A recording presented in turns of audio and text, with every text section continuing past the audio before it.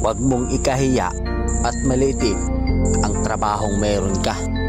Katulong, construction worker, pahinante, driver, welder, gwardiya, basurero, o kahit ano pa man ang trabaho mo.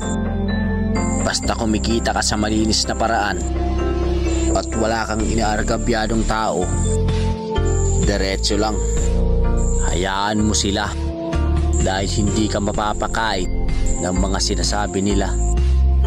Lagi mong iisipin na kaya ka nagsusumikap para maabot mo yung pangarap mo at makuha yung mga bagay na gusto mo.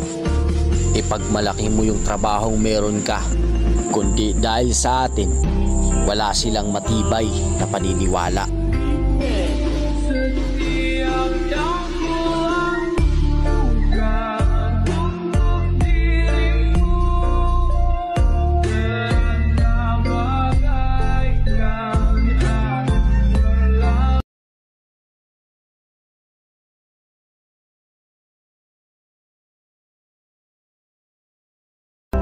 Huwag mo akong husgahan sa kaunti mong kaalaman kasi kilala mo lang ako sa pangalan, hindi sa galawan.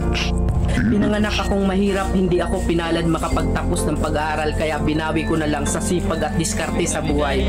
Oo, wala akong pinag-aralan pero kaya kong kumita sa lansangan na hindi mo makukuha sa taas ng iyong pinag-aralan. Bago mo ako husgahan, daanan mo muna lahat ng napagdaanan ko para malaman mo kung sino at bakit ako ganito. Huwag mo husgahan ng isang tao dahil sa natapos niya. Dahil minsan, kahit yung mga taong hindi man humahawak ng diploma, daig pa nila yung nakagraduate ng may corona. Bawat tao may kanya-kanyang kwento sa buhay. Kaya bago mo sila husgahan, alamin mo muna ang kanilang pagkatao at tingnan mo muna ang sarili mo. Baka malala ka pa sa tinitira mo.